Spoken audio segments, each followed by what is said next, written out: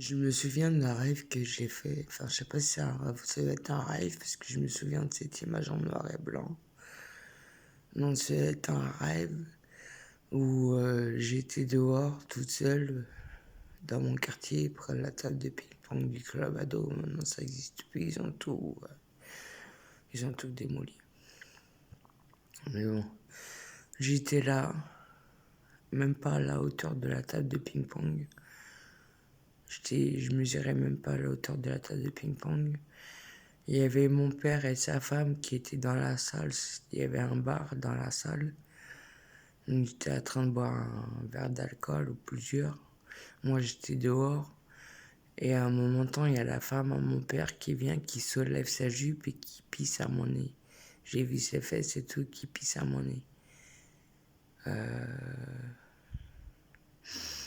Ça devait être un rêve. Ou pas tout à fait, parce que je sais pas si c'est un rêve ou la réalité. Mais en tout cas, c'est bien comment elle me considérait celle-là. Tous les jours, elle me pissait à la gueule. Dans son venin, dans son comportement avec moi, dans sa manigance, à faire style, quand je pleurais devant mon père, me faire un bisou, t'inquiète pas. Et quand mon père dormait ou il était pas là, c'était ouais, pisse, tu pleures, tu pisseras moins. Hein, derrière le dos de mon père, c'était pleure, tu pisseras moins. Et devant mon père, c'est oh ma bichette, pleure pas, bisous. Fils, hein, salope, tu caches bien ton jeu, toi, devant mon père. Tu l'as bien eu, mon père, toi aussi. Hein.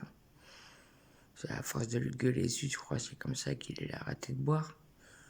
Hein. De toute façon, tu l'as craché du venin tout le temps. Après, tu nous dis, moi et mon père, qu'on n'a pas de cœur, mais regarde-toi un peu.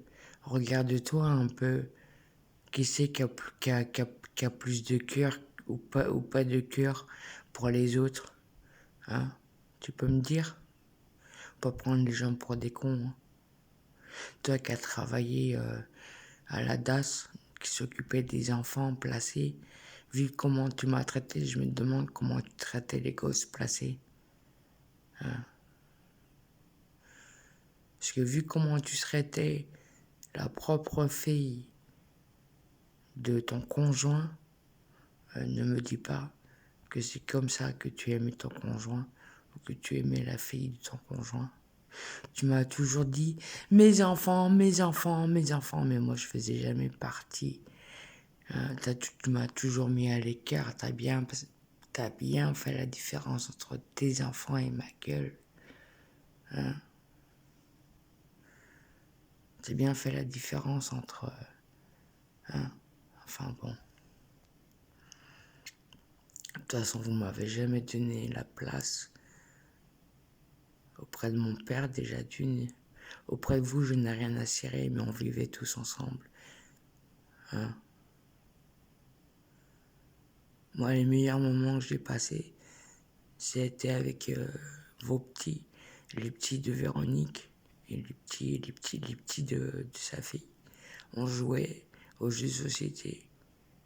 Voilà, on passait tranquillement, on jouait. Voilà, aux jeux de société. C'est le moment où j'ai apprécié. Voilà.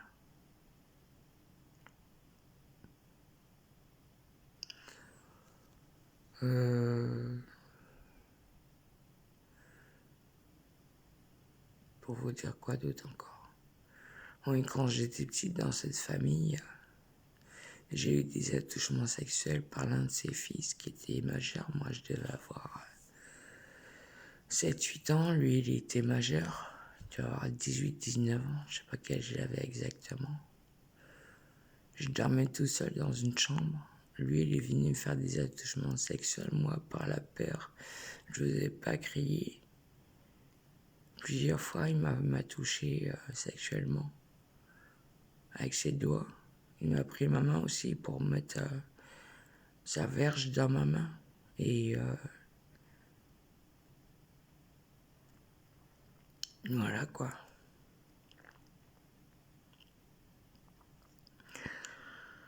Et à ce moment-là, je passais le week-end un coup chez ma tante, un coup chez mon père, parce que j'ai perdu ma mère.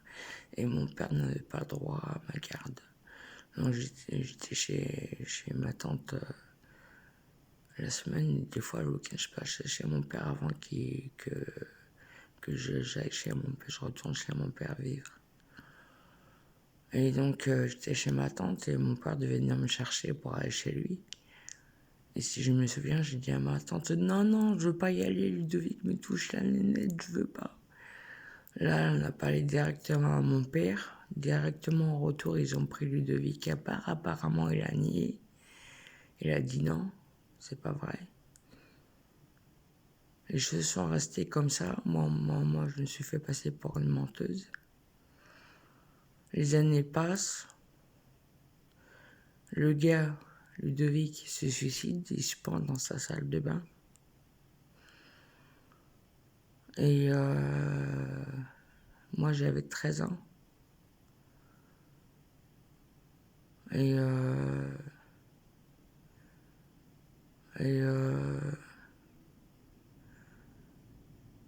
je me souviens, j'étais toute seule dans l'appartement avec sa femme, la femme de mon père, qui m'a dit oui, les personnes qui ont eu des attouchements sexuels deviennent pédophiles. Celle-là voulait que je devienne pédophile. En plus de ça, elle voulait que je devienne comme son fils, celle-là. Elle voulait que je devienne pédophile. L'excuse qu'elle m'a dit pour son fils, c'est parce que lui aussi, quand il était petit, apparemment, il a eu des attouchements sexuels par un oncle qui était décédé. Va savoir la vérité, il était décédé, toi. Mon cul, oui. Elle a trouvé une excuse pour son fils. Hein? Hein?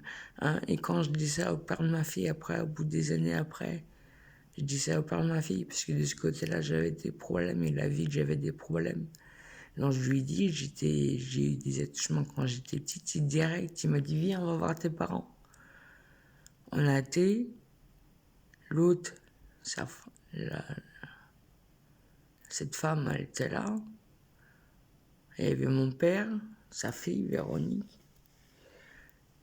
Et donc on remet l'histoire sur le tapis. Et cette femme a dit, oui, si j'avais su la vérité, mon fils ne serait pas suicidé, il aurait été en prison. Hein? C'est facile, hein. En plus de ça, elle voulait me faire culpabiliser de sa mort, celle-là. Alors que j'avais dit, moi, la vérité, c'était à vous de prendre de vos responsabilités. Hein. L'autre, au lieu, elle rejette sa faute sur moi que son fils s'est suicidé. Alors que c'était elle, elle ose me dire, oui, si j'avais su la vérité, mon fils, il serait pas suicidé, il aurait été en prison.